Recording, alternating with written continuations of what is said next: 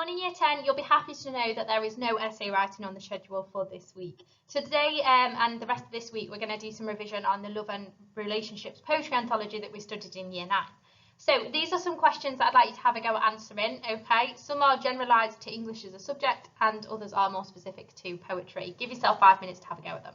Okay, so hopefully you've given yourself some time to think about these questions. So here are the answers. So how many exams will you sit for English? You'll sit 2 English literature exams and 2 English language exams. So that's 4 overall. Obviously, we've just spoken about what the different subjects are. So literature is the study of novels, texts, poems, plays, okay? And you'll know what those are before you get to the exam day. Language is obviously applying your skills to unseen texts. So that's what you study with Mr. Cavell. And then what are the 3 areas we look at when analysing poetry? So you should think about a poem's language, its form and its structure. Language obviously being your language features, form is to do with the rhythm and the rhyme scheme, and structure is to do with the overall way that it is laid out. So today what we're going to do is we're going to revise 2 poems, okay? It is going to be pretty independent with me just feeding in little bits every now and again, but revision is all about what you know and what you're missing at the moment, okay?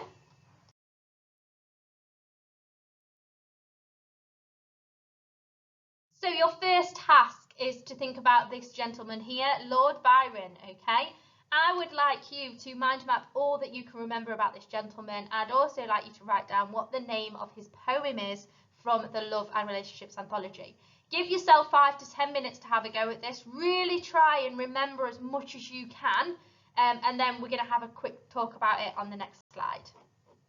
Okay, so first of all, the name of his poem is When We Two Parted, and it is written by Lord Byron. So a little bit of the key facts and contextual information that we looked at. So the poem was written during the Romantic era in English literature, so this is between the 1700s and 1850. In the Romantic era, poets often wrote about inner thoughts and feelings and the beauty of nature. The poem is a typical romantic poem as Byron explores his inner feelings of anger and bitterness towards the next lover, Lady Frances Webster. Lord Byron was a notorious womanizer, very naughty boy. He had numerous affairs and illegitimate children in his time. You should remember, obviously, that there was an accusation that he also had sex with his own half-sister.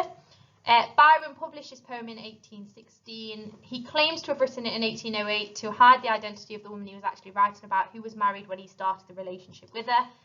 Byron was notorious for his scandalous affairs, and at the time the poem was written, women were oppressed in a patriarchal society, so it was unusual for women to have any control. So the fact that Lady Frances went on to have a second affair is why Lord Byron was so bitter, because it was a patriarchal society. She wasn't supposed to be the one to do that.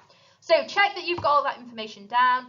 You might have other bits of information, which is fantastic, but that is the basics of what you need to know about Lord Byron and his poem in terms of. So this task is to do with a bit of inference. So I've put a picture on this slide. I want to know which quotation this image links to, and then I want you to analyse it. So what do we know about that quotation? What would you say about it in an essay? Again, 5 to 10 minutes to have a go at this.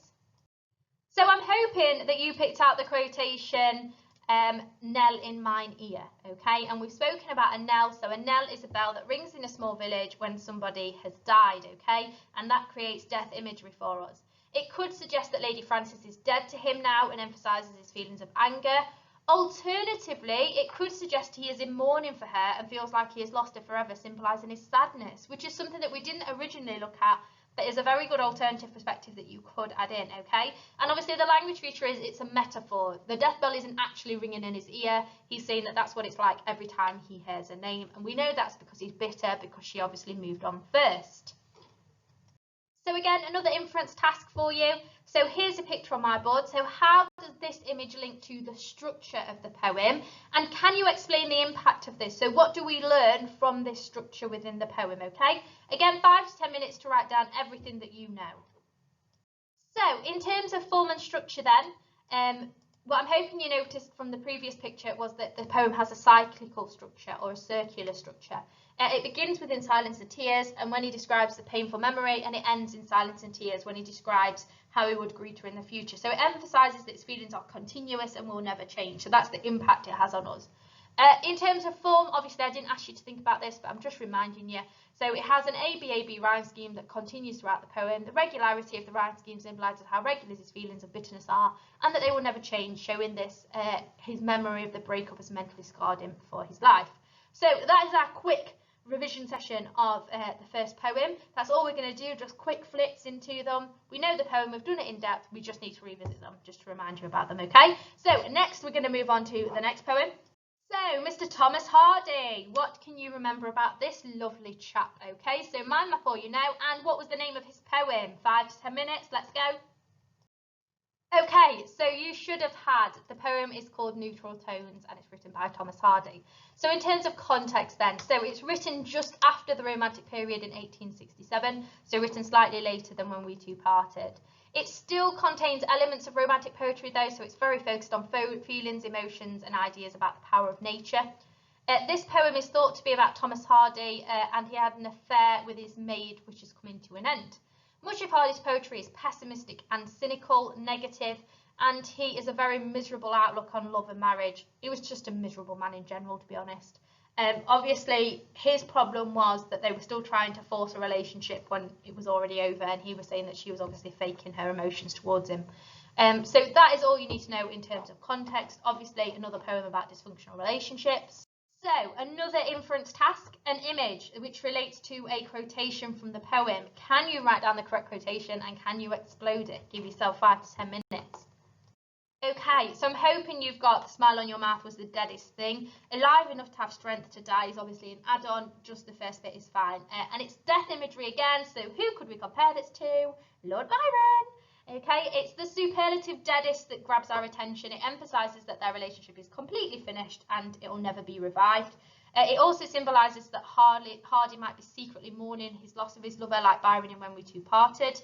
We've also spoken about the idea of this fake smile, you know, they don't have any feelings for each other anymore. And then the oxymoron dead and alive could illustrate that the two loves are complete opposites and want completely different things in life, hence the breakup.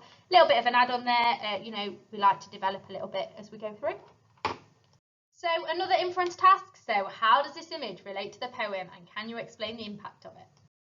So again, I'm hoping that you have recognised that obviously the similarity between these two poems is their structure and the fact that they both include the cyclical structure or the circular structure, okay? So this one begins with the image of the pond and ends by the pond, which emphasises that Hardy is stuck in a vicious cycle of bitterness and can't move on from the memory, just as Lord Byron. Again, I didn't ask you to think about the form, but just a reminder, this one has a rhyme scheme. It's different in pattern, so obviously Byron's is A-B-A-B, this one's A-B-B-A. The last line of each stanza rhymes with the first, which could symbolise that the memory of the day by the pond always comes back to haunt him. And the regularity of the rhyme scheme also symbolises Hardy's misery will never change over time and its memory is emotionless guardian, just like Byron's. So, as a final, how could we compare these two poems, okay? You are going to mind map all of your ideas, anything that you could pick out to compare about them. It doesn't have to be quotations, it can be ideologies, anything like that. Obviously, the main focus of this poetry question is to get you to compare. So you'll be given a poem. You have to think about the others that we've discussed. So that's why I'm pairing them up, so that if one came up, you could always have a think about, you know, this other poem alongside it. All right.